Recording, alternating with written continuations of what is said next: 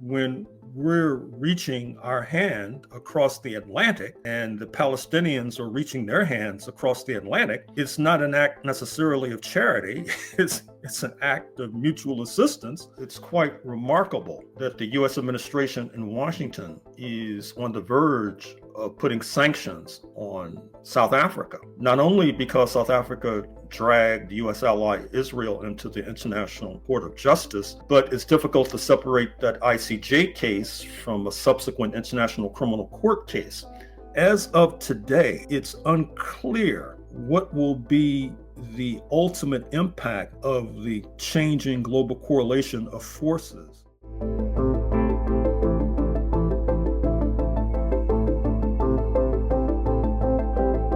Hi, everyone, and welcome on the Floodgate podcast on the Palestine Chronicle. So today we are honored to be joined by a very, very special guest. So our guest is a historian and longtime political activist in working class struggles and anti-imperialist and anti-racist struggles. He holds the Moose Professorship of African American Studies at the University of Houston. He has written over 50 books on a wide range of critically important issues for the oppressed masses, including Black internationalism, the resistance of enslaved Africans, the music and film industry, white supremacy, settler colonialism, among other topics. His latest books include Armed Struggle, a book on the Panthers, communists, and Black nationalists in California, Southern California, through the 1960s and 70s. And his latest book is titled African Americans and the New History of the United States. So Dr. Gerald Horne is obviously no stranger to the topic that will be discussed today, namely the historic relationships between African liberation movement and Palestine. In fact, Dr. Horne has been the president of the National Conference of Black Lawyers. He was trained as a lawyer. So in that regard, he was president of the National Conference of Black Lawyers in the United States in the 1980s, in the early 1980s. And it is in that context that he became heavily involved in the solidarity movement with the Palestinian people, because at that time, obviously, and this is something that we'll be discussing during the podcast, Israel was one of the main allies of apartheid South Africa. So Dr. Horne, as always, it's an honor, a pleasure, and a privilege to have you.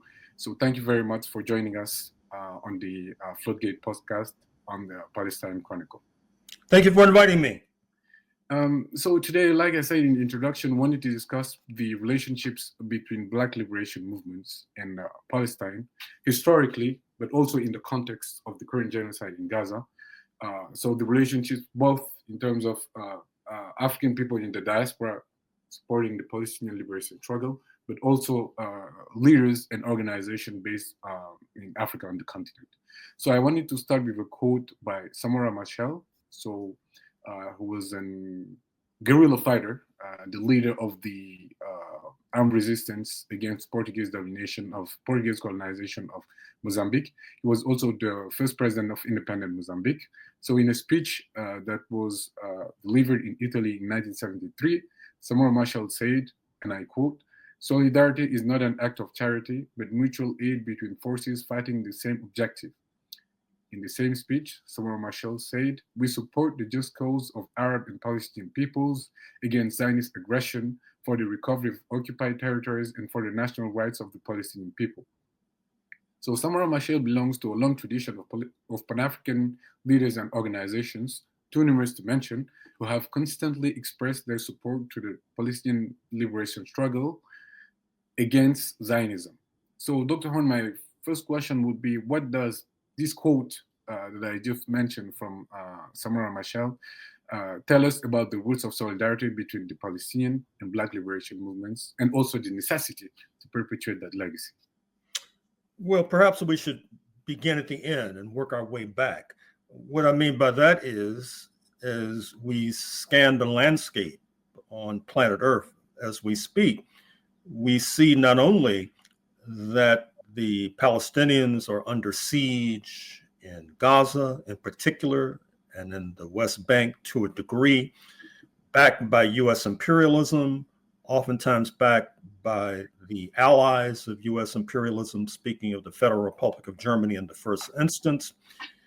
And as we look at the United States of America, we see that domestically, there is a counter-revolution unfolding.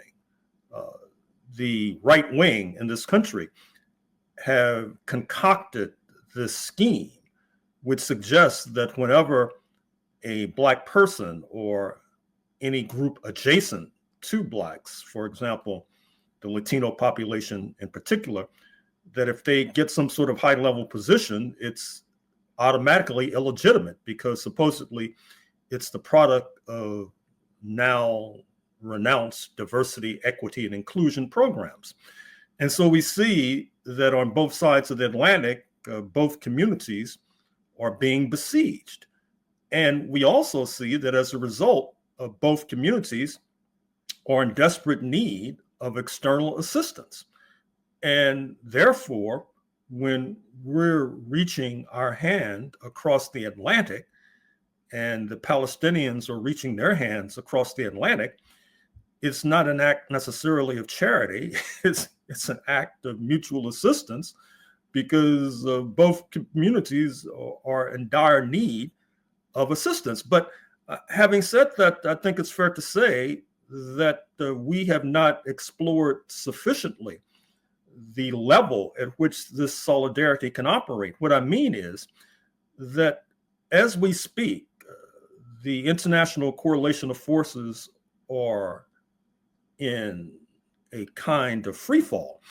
What I mean by that is that just recently, in an episode that did not receive that much attention in the United States of America, you had a French nuclear submarine off the coast of Canada, for example. And that bespeaks the fact that Mr. Trump has sought to annex this northern neighbor, Canada, a major capitalist country, which has a province, Quebec, that has a majority French-speaking populace. I assume that Mr. Trump felt that if he made this demand, that Canada would not react. I also noticed that at the Group of 7 foreign ministers meeting in Quebec just a few days ago, that the foreign minister of Germany, Annalena Baerbock, and Kaja Kallas, the chief European Union spokesperson, dressed in the colors of the Canadian flag and posted on social media this idea that they are solidly behind Canada. We also see that the North Atlantic countries are going through a kind of collective nervous breakdown. You saw that at the Munich Security Conference just a few weeks ago, where US Vice President J.D. Vance tossed aside any idea of united focus on Russia and instead lambasted his hosts, speaking of the Federal Republic of Germany, for their unwillingness to embrace warmly the Nazi Curious Party, Alternative for Germany, which came in number 2 in the recent German elections. And interestingly enough, the organizer of the conference, who followed Mr. Vance to the podium, instead of speaking, burst into tears uncontrollably. It's almost as if he were having a collective nervous breakdown, which also bespeaks what occurred in the Oval Office of the White House just a few days ago, where Mr. Trump got into a heated debate with Mr. Zelensky, the leader of Ukraine, and we thought that they might even wind up throwing punches at each other. And I think that this is a reflection of the change in the planet that we're now undergoing. I think that U.S. imperialism in the first instance feels that it cannot focus like a laser beam like it would like to on China as long as it is bogged down in Ukraine. And in fact, it wants to effectuate an entente with Russia so that it can focus more easily on China. Interestingly enough, this change in the correlation of forces is also affecting historic Palestine. Elbridge Colby, who is expected to be a top-level official of the Trump team, has ignited a debate that has received insufficient attention, at least in the United States. It's received attention in Israel, where he suggests that the aims of Israel and the United States are not always in accord, particularly with regard to Israel's desire to bomb Iran. I think that Mr. Colby took note of the fact that there were these very significant military maneuvers off the Straits of Hormuz in Iranian waters, launched by the Iranian authorities and their allies in China and Russia. In other words, that if Israel and the United States are not necessarily in accord on such a bedrock issue as Iran, then this might be an opening for deepening a rift between Israel and the United States. If that is to occur, it will obviously have manifold repercussions. Now, of course, I don't want to get ahead of ourselves, because at the same time, we recognize that just recently, the US administration has been using the question of Zionism as a club by which it can beat down universities. For example, you might have heard about Columbia University, a leading institution in New York City, being stripped of $400 million in federal funding by the Trump team. And the Trump team has suggested that if they want that money back, that their department at the university that focuses on Israel and Palestine needs to be reined in to a degree. We saw also the fact that a number of Palestinian solidarity activists on that campus have been detained, even though their immigration status is up to par, up to speed, whisked away to a detention facility hundreds of miles away in Louisiana, and perhaps later for deportation. So there's this contradictory pattern that we see, not only domestically in the United States, but globally. But I don't think that either side, speaking of the Black side or the Palestinian side, can take advantage of whatever openings that are being created unless we have a systematic way to share intelligence, a systematic way to share information. And that sort of channel, as of now, at least in the organizational sense, is not present. And to the extent that that's the case, we will always be on the back foot. Now, I know that on the Black side, one of the problems has been that over the past 75 years, there was a kind of Faustian bargain that centrist leadership executed with the US ruling class, whereby in return for concessions, anti-racist concessions, tossed overboard were the Black internationalists led by the late, great Paul Robeson. As a result, our community has been handicapped in terms of our global outreach, not only to Palestinians, but worldwide. But let me say that an opening has been created that I would hope that our friends in the Palestinian community can take advantage of.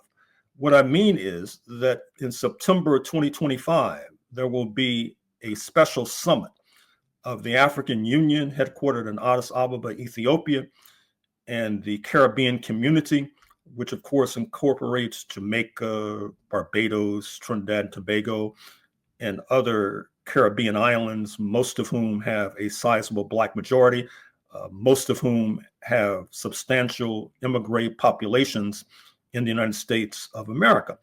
The agenda item for this extraordinary summit will be reparations.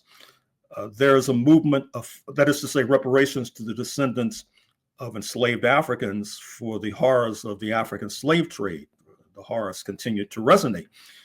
There's a movement afoot as we speak in the United States for Black Americans to participate in this extraordinary summit, raising the question of an international campaign to put sanctions on the Trump regime unless and until they change their policies in a number of areas.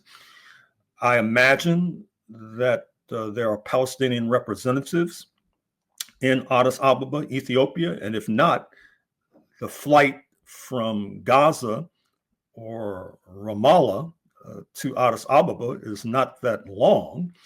And so I would encourage our friends in the Palestinian community to attend this summit. I think it would be a wonderful expression of solidarity with this question of justice for the descendants of enslaved Africans. It would probably garner significant international attention because I do believe that a number of media outlets that focus on the Black community in the United States will be sending reporters and journalists to cover this conference. And this could be an opportunity for us to take our relationship to a newer and higher level. Yeah, thank you. Thank you so much for that, Dr. Horne. Definitely try to get some of the reporters of the Palestine Chronicle covered that summit. I guess all of them has received the invitation by now, or they will do soon. Actually, you have responded to many of the questions that I have prepared for you. You have anticipated some of the questions that I had actually.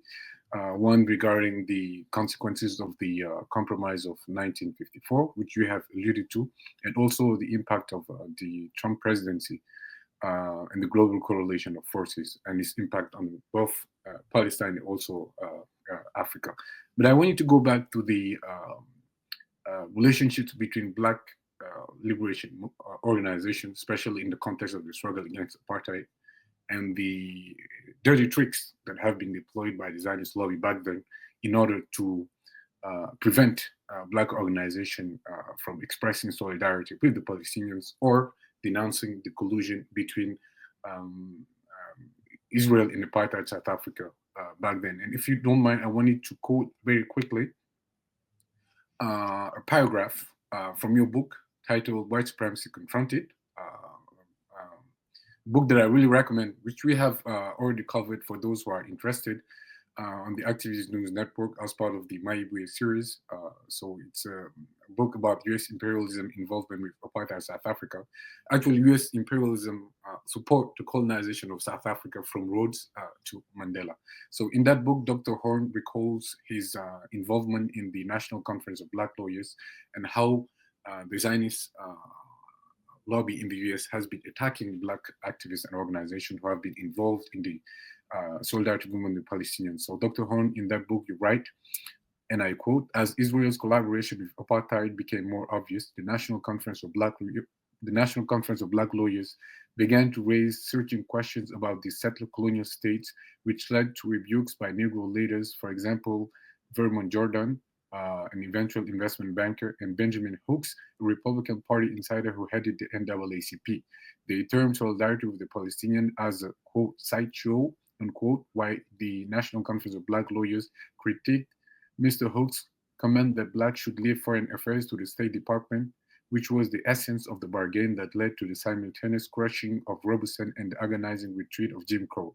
Interestingly, as Afro-Americans spoke out more vigorously about Palestine and Israel collaboration with apartheid, there began to emerge more stories about perpetrated, quote, Black anti-Semitism, unquote, though rarely was the real anti-Jewish fervor of Pretoria a topic in the mainstream press, end of quote.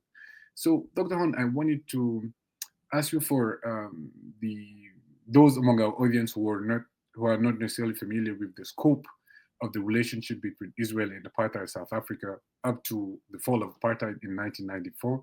If you could give us, if you could elaborate on the significance of that relationship between apartheid South Africa, two apartheid states, by the way, Israel on one side and apartheid South Africa back then, and how it has impacted the involvement of Black Americans in global affairs. Well, as with your initial question, let's start with the present moment and work our way back.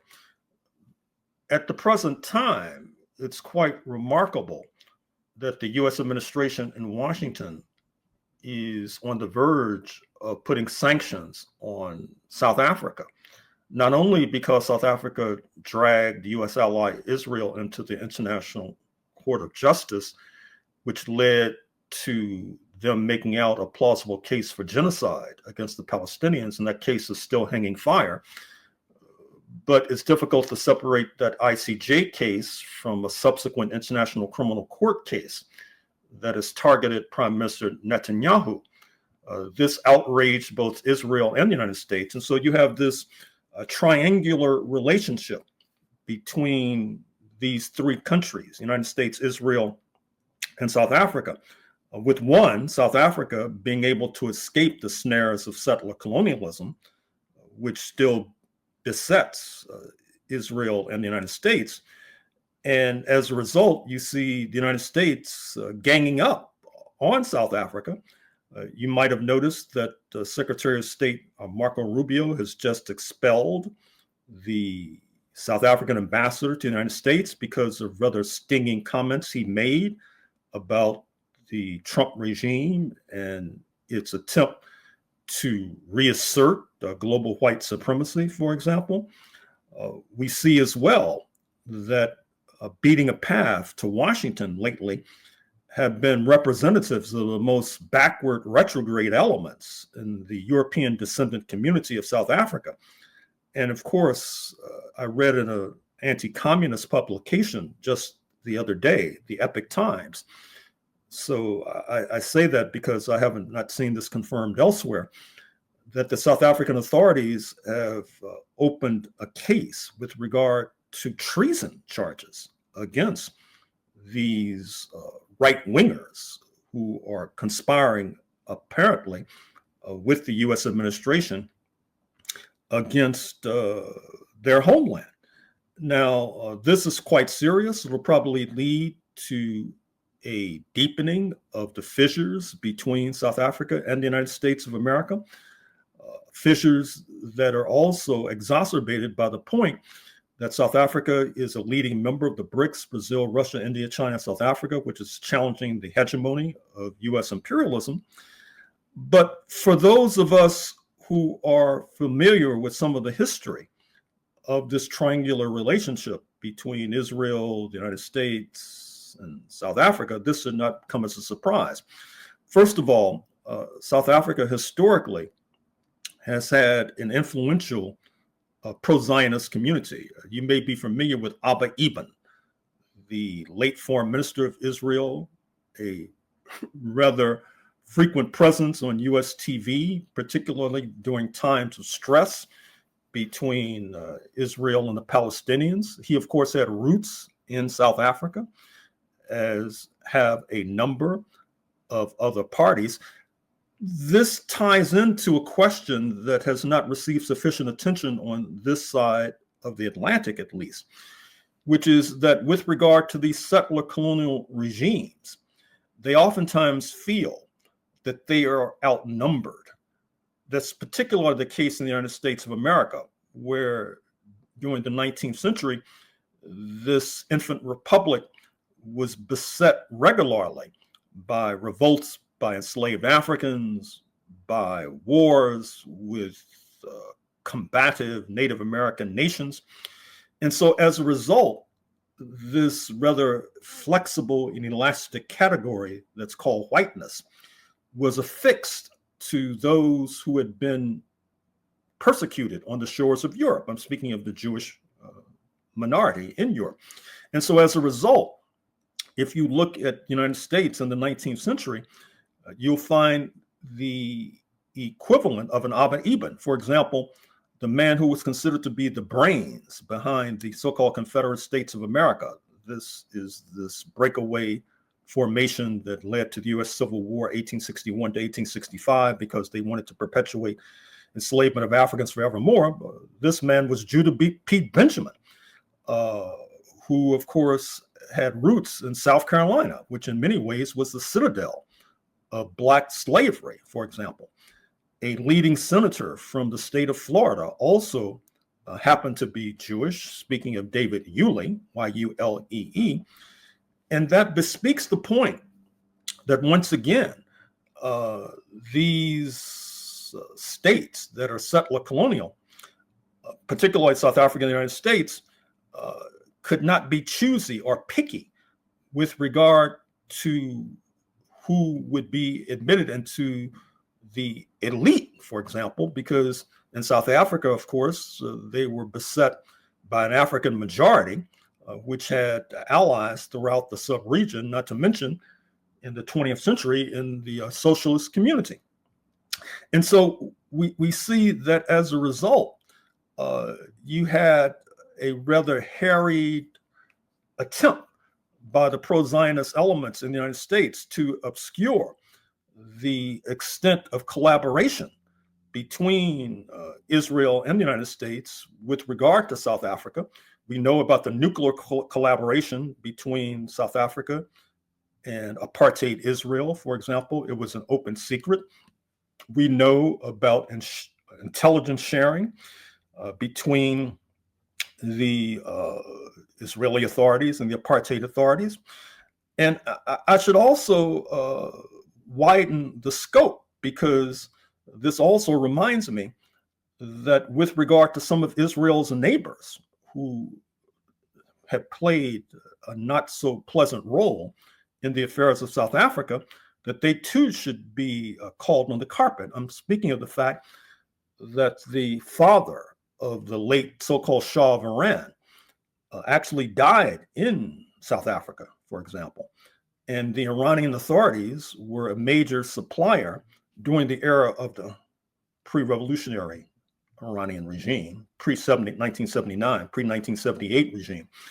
They were major suppliers of petroleum to the apartheid regime, which is one of the reasons why when the Shah was ousted as a result of the Iranian Revolution, that was a mortal blow to apartheid, because the new regime that is still in power, that is to say the Islamic Republic, one of their first acts on the foreign policy scene was to disrupt relations with apartheid South Africa, particularly the flow of petroleum to apartheid South Africa. And you begin to see the beginning of the end for the apartheid regime with the onset of the Iranian Revolution, which is perhaps one of the many reasons why the post-Shah Iranian regime has been attacked so vehemently by the US authorities, by the Israeli authorities.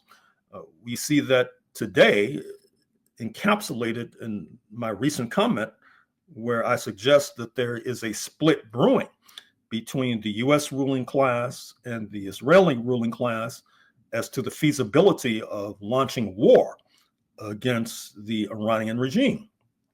But to once again reel back from the current moment to the history, we recognize that with the so-called Six-Day War, June 1967, the war primarily between the Arab states on the one hand and Israel on the other, that the Israeli authorities received significant support from the United States and, of course, from apartheid South Africa, despite the fact that in broad daylight, Israeli jets attacked a U.S. ship in international waters for reasons that still remain murky. But the fact that it was able to do so bespeaks the point that the Israeli authorities have been heavily influential within the highest ranks of the U.S. ruling class. This caught the attention of many activists in the Black Liberation Movement. Recall that the Student Nonviolent Coordinating Committee, particularly under the leadership of the late activist, once known as Stokely Carmichael, subsequently as Kwame Ture, they attacked vigorously apartheid Israel as well as apartheid South Africa, which then led to a rupture, I'm afraid to say, between activists, certain activists, I should say, in the Jewish community who happen to be pro-Zionist and their erstwhile comrades of the Black Liberation Movement.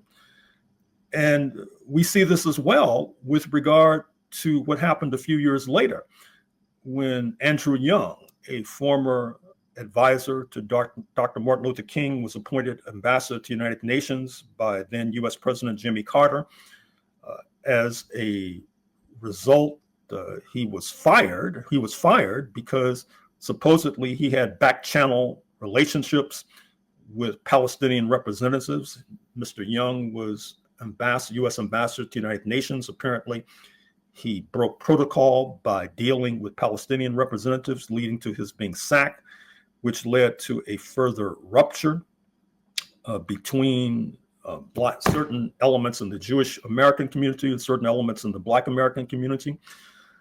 Of course, I could go on in this vein, but I think the bottom line is that there has been a fundamental misunderstanding, to return to the essence of what I enunciated a few moments ago, a fundamental misunderstanding of the operations of the Jewish question within settler colonial regimes.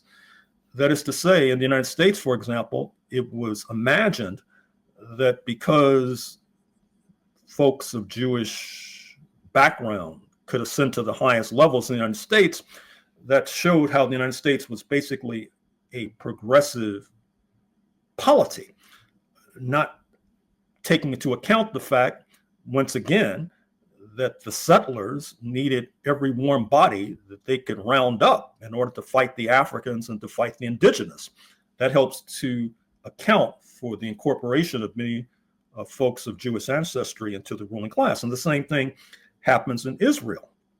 For example, one of the major prosecutors of Nelson Mandela during his many trials leading to his incarceration for 27, 28 years happened to be of Jewish ancestry.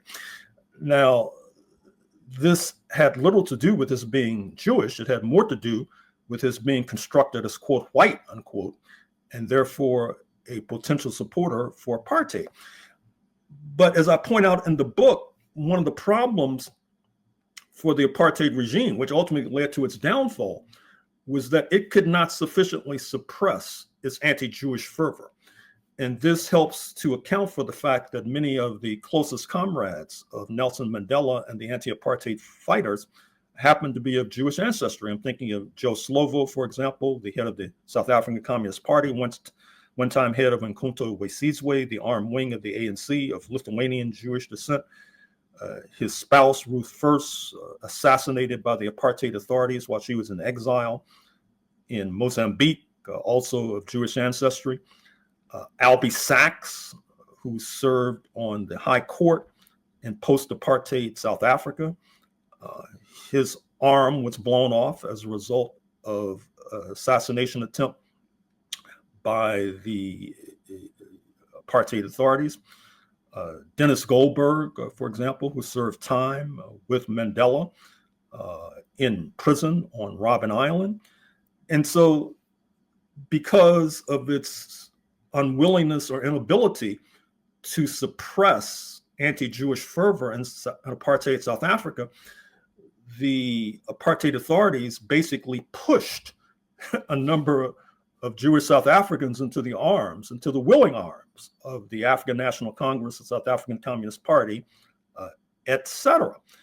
Interestingly enough, in the United States of America, they were much more successful in terms of suppressing anti-Jewish fervor, which made it much more difficult for Jewish Americans to enter the ranks of the anti-racist battlers.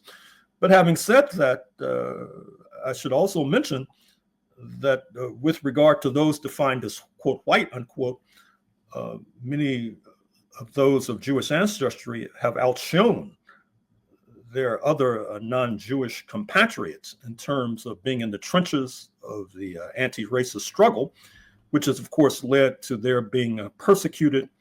In fact, I wrote an entire book about one of these men. I'm speaking of John Howard Lawson, who was a fluent Hollywood screenwriter of Jewish ancestry, who wrote the screenplay to the first anti-apartheid dramatic movie Hollywood produced, Cry the Beloved Country, starring the Black actor Sidney Poitier, No Longer in the Land of the Living, and of course another not as well-known Black actor, Canada Lee, who in fact traveled to South Africa to film this movie, which you can probably find online. It's still worth seeing. And of course, there was a subsequent version of that movie produced decades later. And John Howard Lawson, of course, was not only an anti-apartheid battler, but also helped to bring more Black people into the ranks of Hollywood, for example. I mean, Charles White, who is a well-known Black painter, was friendly with Lawson and In fact, I say in my current book, Armed Struggle, which you mentioned, that another comrade, speaking of Dalton Trumbo, another screenwriter, he wrote the screenplay to Spartacus, an anti-slavery drama, which I highly recommend. He helped to grubstake Charles White's residence in Altadena, the LA community that just went up in flames as a result of the notorious LA fires of January 2025. Now, I can go on in this vein, but I think that the point should be clear, that there has been a triangular relationship between these three settler regimes, be it Israel, be it South Africa, be it the United States of America, which has led over the decades to struggles in solidarity to a certain degree. And I should highlight those struggles in solidarity because I think it provides a template for subsequent upcoming struggles of solidarity that should encompass and incorporate the Black population in the United States of America and the Palestinian community worldwide, in fact. Yeah, thank you for that, Dr. Horne. You did mention the impact of the Trump's new term on the global correlation of forces. So I guess a question that many of us are asking ourselves is how the apparent rapprochement between Putin and Trump is going to affect the global coalition of forces, and also the situation of the Palestinians in Gaza and the West Bank. So you know that Trump, at least in his previous term, he was supportive of Israel's attempt to annex completely the West Bank. So given the new trends and the new attitude of detente between Trump and Putin, is at least it's, you know, that's the trend that we're kind of seeing. We know that Trump is quite unpredictable, so it might change overnight.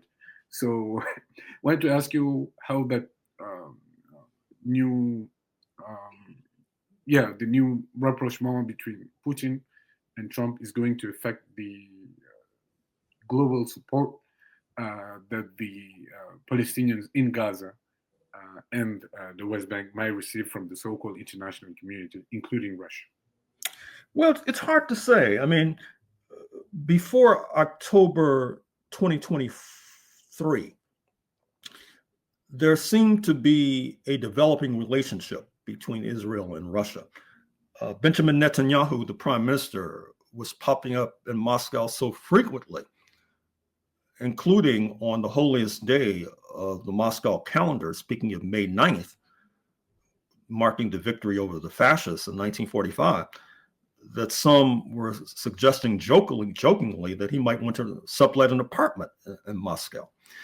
But with the events beginning October 2023 going forward to this very day, and Moscow's apparent solidarity with the strugglers in Gaza, there seemed to be a fissure developing between Israel and Russia, which was made all the more complicated by the fact that during the Cold War, Israel, as a lapdog of US imperialism, was oftentimes yapping at the heels of the Soviet Union. And in fact, that helps to account for the fact that a substantial percentage of the Israeli Jewish population happens to be of Soviet origin, because, of course, this idea that there had been persecution of Soviet Jewry was really adopted widely, including by some of the Black leadership. For example, the first Black mayor of New York City, David Dinkins, was in the forefront of clamoring for the migration of Soviet Jewry to historic Palestine, apparently oblivious or uncaring about the political impact of that subsequent migration. Which brings us to today with the attempt by Mr. Trump to build bridges to Russia so that the decks can be cleared for focusing on China. What will be the impact on the global correlation of forces? Well, it's obviously led, as noted, to disruption in the North Atlantic bloc for example. I mentioned once again this idea of a French nuclear submarine off the coast of the United States of America, which is quite extraordinary. The New York Times reported the other day that the president of France speaks to Mr. Trump every other day. So I assume that the president of France briefed Mr. Trump about this nuclear submarine's arrival and said, don't get too upset. Mr. Trump being so erratic and helter-skelter, I'm not even sure if he was able to absorb intelligently what the meaning of that might be. But in any case, I think that what's happening now opens up opportunities for our side to play on the contradictions between and amongst the otherwise erstwhile solidified North Atlantic bloc. That is to say, with Canada in conflict with the United States, with a number of European nations in conflict with the United States, that opens up opportunities for us to play upon these contradictions, particularly, I would say, the Palestinians, who have representatives all over the world, unlike Black Americans, for example. And therefore, they can gather the adequate intelligence. That's going to be difficult, however, because we know that the Federal Republic of Germany, the locomotive of the European Union, for various demagogic reasons, has probably been second to the United States of America in terms of support for Israeli aggression in historic Palestine. It's difficult to say that France has been any better. It's difficult to say that Britain has been any better. And so I'm suggesting that we try to play upon these contradictions, but as I even utter that statement, I'm tempted to bite my tongue because the solidarity amongst Israel is so strong in the North Atlantic bloc that it becomes difficult to try to crack that solidarity. But at the same time, as noted, U.S. is trying to refashion its relationship with regard to Israel. And at the same time, we know that just in the last 24 hours, the U.S. authorities have been bombing Palestinian allies in Yemen, for example, because of the Yemenis, Al-Ansar Allah, putting sanctions on Israel because of their warfighting against Palestinians.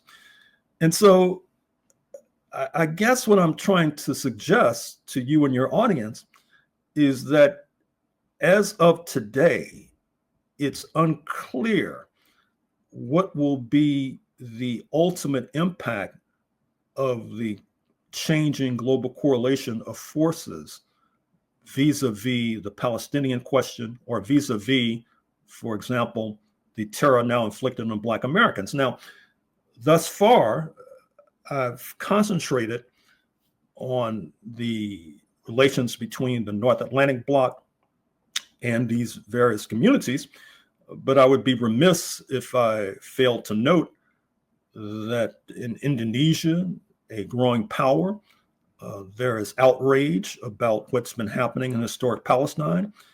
And eventually, the United States will have to pay attention to that.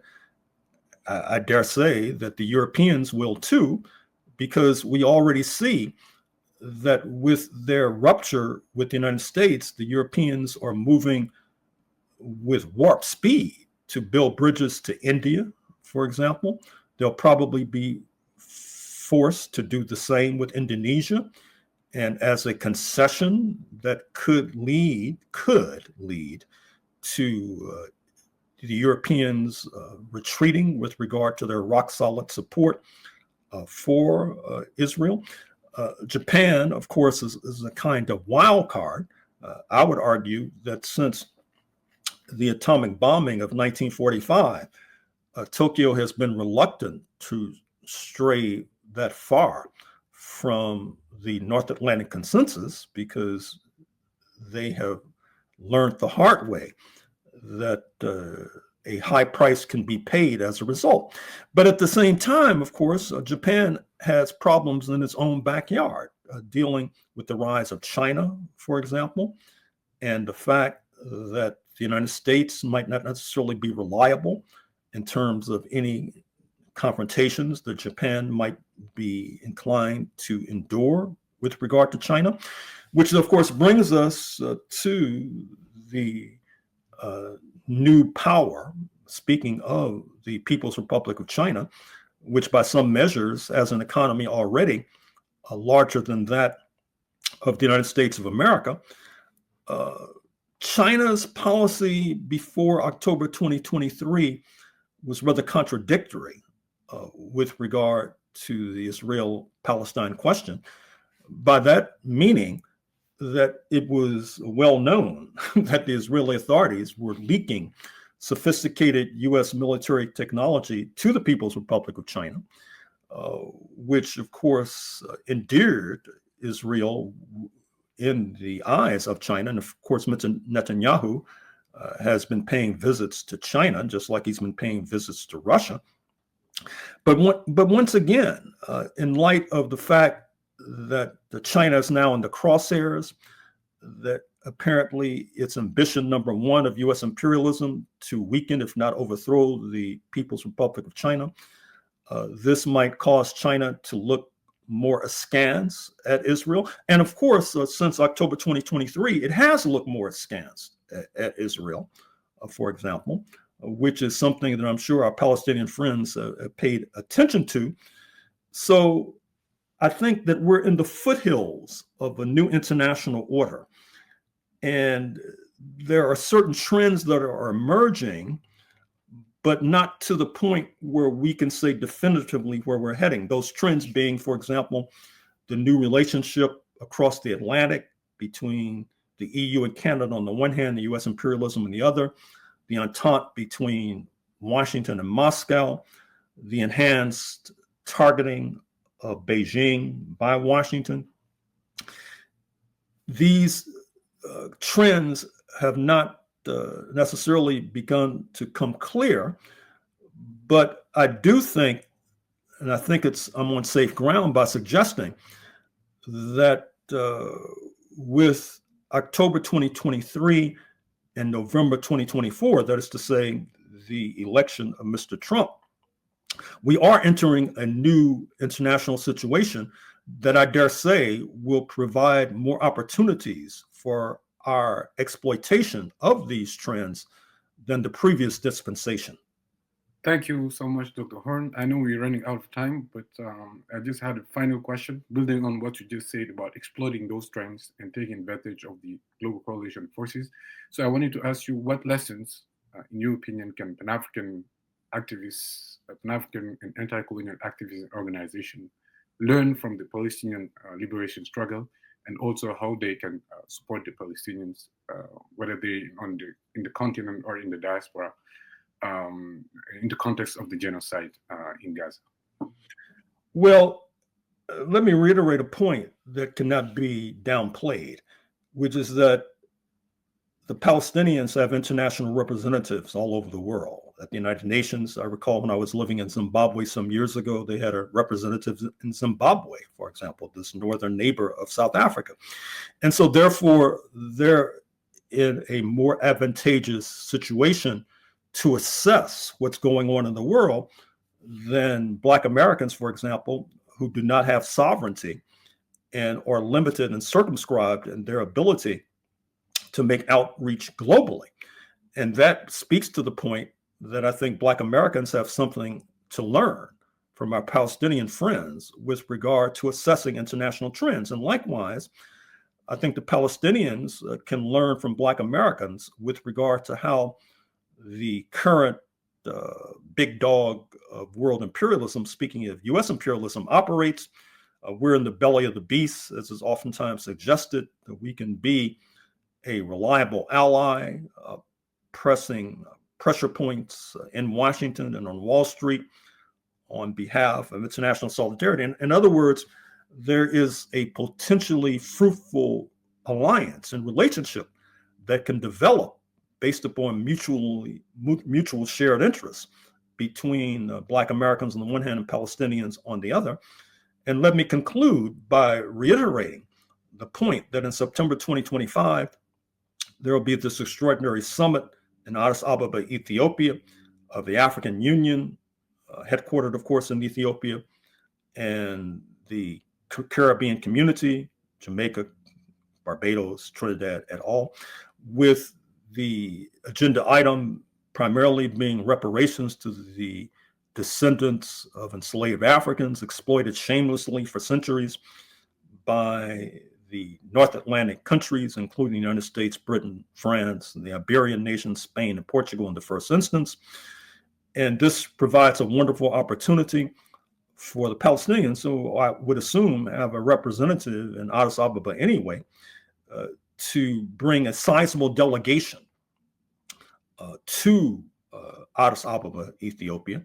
And I think that that would be an enormous sign of solidarity that would pay dividends if the Palestinians were to show up en masse, not only their diplomatic representatives, but from various civil society organizations, unions, religious groupings, et cetera, because there will be a like delegation, I hope, from Black Americans also showing up in Ethiopia as well. So this could be a breakthrough with regard to our decades-long joint struggles, and I hope and imagine that we will not miss out on that opportunity. Once again, thank you very much, Dr. Horne, for your time, for your insight, your advice, and we're looking forward to talking to you soon on the Floodgate podcast. Thank you very much. Thank you for inviting me. Thank you.